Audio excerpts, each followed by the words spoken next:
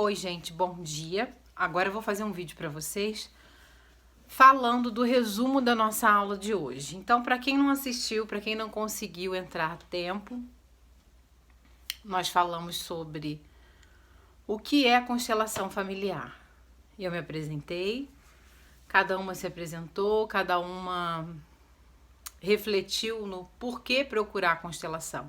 Então, você que está assistindo agora, que não pôde assistir a aula, eu vou te convidar a fazer esse exercício. Então, elas falaram o seu nome, de onde elas eram, sua profissão e o porquê constelação.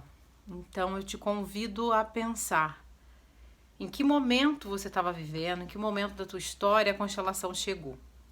Essa informação da constelação, em que momento ou porquê, o que fez você despertar em você esse olhar, esse desejo de conhecer um pouco mais sobre isso, de investigar esse universo, de entender o que tem por trás desse movimento que vem atraindo tantas pessoas, trazendo transformações. Eu não sei se você foi beneficiado em termos de transformação na tua vida com a constelação, ou se você conhece alguém que foi, mas o meu convite é que você reflita sobre isso, que foi uma atividade que a gente fez. Escreve isso aí, compartilha comigo. Pode me mandar por e-mail a tua reflexão sobre isso. A outra parte da tarefa, a gente fez uma visualização focada para o início da vida. Então, dentro de um pensamento sistêmico, a gente entende que existe uma família, um sistema de origem. E esse sistema de origem influencia a forma como eu vou me relacionar com a vida, a forma como eu vou me relacionar com o mundo, com o outro, se eu vou me relacionar. Então, ele é muito profundo. E aí a gente fez uma meditação que eu vou estar encaminhando para vocês por áudio. Então, vocês podem fazer essa meditação, essa constelação por visualização em casa, hoje mesmo. E a gente falou também sobre o que é a constelação de forma rápida, fácil e direta. Então, assim, usei uma linguagem bem simples, que é como eu vou usar aqui com você agora. Então, constelar é olhar para algo. O termo constelação familiar, quando foi traduzido do alemão para o inglês, a referência da tradução era exatamente olhar para uma imagem. Então, que imagem é essa? Quando eu olho para uma imagem, o que essa imagem quer me trazer? Por que constelar é olhar para uma imagem? Porque na visão sistêmica a gente entende que houve algo, aconteceu algo lá atrás, ou seja, uma cena do passado congelada, uma cena que é passado presente. Por que é passado presente? Porque ela continua atuando até hoje. Como eu sei que ela está atuando? Pelos conflitos que você tem por repetição, pelas dificuldades, pelos emaranhamentos, enrolos, enroscos que você se envolve recorrentemente, não sabe como fazer para sair. Ou que você vê pessoas da tua família também se envolvendo. Então, é a dificuldade. O que é emaranhamento? Que as pessoas falam emaranhamento. Emaranhamento é conflito, é dificuldade, é problema. Problemas recorrentes que você tem. Problema todo mundo tem. Dificuldade também, isso faz parte da vida. Mas a gente tem alguns que eles são por repetição. Eles não param, eles não cessam. Eles continuam acontecendo ali sem parar. Eu tento olhar para aquilo, tento entender, a coisa não flui, não vai. Quando eu vejo, eu estou na mesma situação de novo. Quando eu vejo alguém da minha família também está.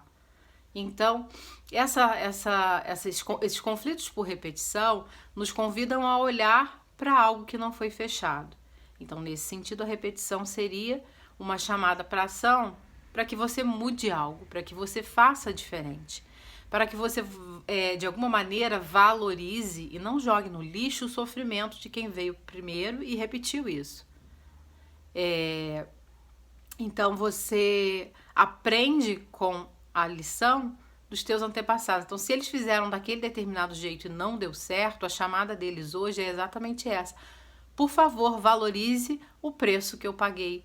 Faça diferente, seja feliz. Então, se você é mulher que vem de uma história transgeracional, ou seja, história transgeracional é uma história que vai passando de geração para geração, família após família, tipo 200, 300 anos, 4, 5, 6, até 7 gerações. mulheres que sofrem nas relações, mulheres que buscam, que não conseguem ficar casadas ou ter um relacionamento fixo porque há muito sofrimento, há muita dor e elas precisam se separar para se proteger. Mulheres que ficam viúvas muito jovens, ou homens também.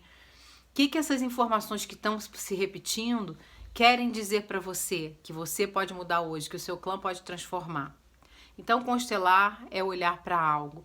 Quando a gente olha para algo numa constelação, a gente olha para uma cena do passado, para algo que aconteceu lá atrás, algo que foi difícil de entender, algo que aquela família sofreu muito e aquele sofrimento foi tão grande que eles guardaram aquilo.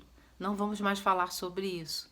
E então, uma parte dessa história familiar foi excluída. Essa exclusão gerou um peso, uma força no sistema, e aqueles que chegaram depois, ou seja, na posteridade, olharam exatamente para essa falta, exatamente para essa parte da história excluída, escondida, guardada pelo peso da dor que ainda está viva. E aí eles assumem isso, assumindo esse destino para si. Isso é uma das formas da gente acessar e trabalhar numa imagem, numa constelação familiar. Então falamos sobre isso. Alguém me perguntou sobre se constelação tem a ver com candomblé, porque o Bert Hellinger ficou um tempo na África. Não tem a ver com candomblé. O tempo que ele ficou na África foi a serviço, ele era seminarista, estava relacionado a todo o trabalho que ele já exercia. Ela não tem a ver com religião nenhuma, com crença nenhuma. O Bert fala muito de Deus. No último livro dele ele fala sobre isso. Ele traz até passagens da Bíblia, ele traz uma reflexão acerca de uma espiritualidade maior, por conta do próprio trabalho dele. Ele foi seminarista a maior parte da vida dele, uma boa parte da vida dele. Então, ela não se relaciona a nenhuma religião, né? Ela é um trabalho muito neutro, muito amoroso. Por conta dessa neutralidade, desse amor, você consegue enquadrá-la em qualquer grupo, em qualquer movimento. Então tem gente que trabalha com a constelação numa visão mais mística, voltada para o espiritual, tem gente que trabalha numa linha mais neutra, enfim, ela se adequa a qualquer lugar exatamente porque ela trabalha como um dos princípios norteadores como não julgamento. Não julgamento é amor. Se eu amo, eu não julgo. Se eu tô julgando, eu já tô excluindo, então já não estou mais na força do amor. E o amor é uma informação poderosa nessa visão de trabalho, nessa visão de filosofia de vida, nessa visão de uma filosofia que se coloca como uma ajuda para a vida, né? Ela não é uma ferramenta terapêutica, ela é uma filosofia que tem poder terapêutico na vida da gente por conta das transformações que ela evoca. Então eu falei um pouco do que aconteceu comigo, como foi para mim. Eu tenho quase 20 anos de prática terapêutica, eu sou psicóloga, sou formada há muito tempo, trabalho com pessoas há muitos e muitos anos.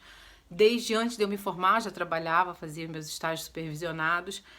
Sempre estudei, sempre pesquisei, e o que eu vi aí de grande diferencial, né? Essa inclusão do amor. O amor, ele faz com que as barreiras que impedem que eu me aproxime do outro se dissolvam. Por exemplo, o julgamento. E o julgamento é uma das maiores barreiras que a gente carrega dentro da gente. Talvez não seja possível não julgar 100%, isso é um ideal, né? É um caminho a seguir, a desenvolver dentro da gente, mas é possível diminuir de tal maneira que isso não te impacte negativamente, que não atrapalhe o teu trabalho, a tua relação com as outras pessoas como um todo. Então, lembrando sempre, o julgamento ele exclui. Então, nesse sentido, ele trabalha contra a vida, contra o amor. Quando eu julgo, eu estou limitando a pessoa à minha visão de vida, à minha lente, a percepção que eu tenho, que tem a ver com o sapato que eu calço, com o caminho que eu percorri, e não necessariamente com o outro.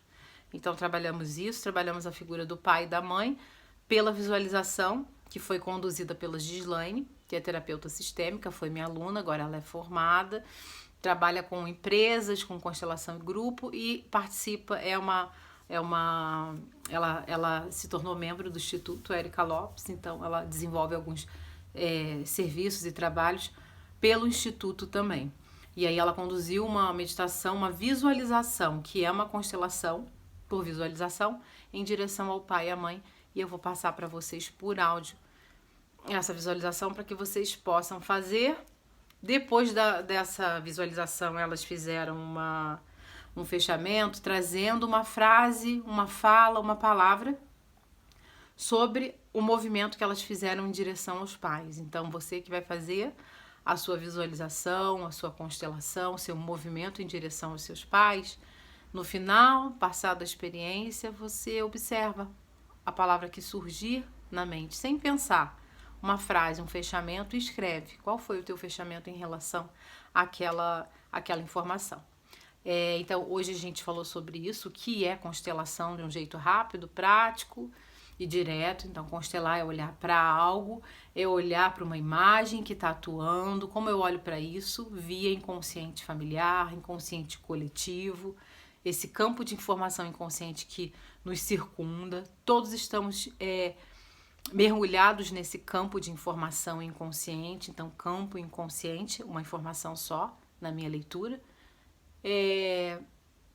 A diferença é que quando a gente está constelando, quando a gente está fazendo algum movimento que é intencional, eu quero constelar um tema, a minha atenção, o meu eu, toda a minha organização está direcionada para aquele propósito. Então eu consigo acessar com mais facilidade, mas a gente acessa o campo inconsciente também nos sonhos, nos lapsos, nas coincidências. Então tem várias formas de acessar esse campo. E a gente pode fazer isso o tempo todo, basta ter olhos de ver, basta estar mais conectado com quem você é, conectado com quem você é, com o que você sente, com as associações, com as informações que surgem para você, porque às vezes a gente renega muito o que a gente sente, o que a gente reflete, e aí vai buscar uma justificativa no outro. Então, resumidamente foi isso. Você que está recebendo esse vídeo agora por e-mail que não assistiu a aula, pode olhar esse resumo que eu preparei aqui para vocês e fazer as atividades propostas que estão no e-mail e também entrar pelo link no grupo. Eu sou Érica Lopes, psicóloga, formadora de terapeutas, especialista em psicologia positiva e felicidade, com quase 20 anos de estrada aí trabalhando com pessoas e me trabalhando. Sejam muito bem-vindos e um ótimo e abençoado dia e semana para vocês.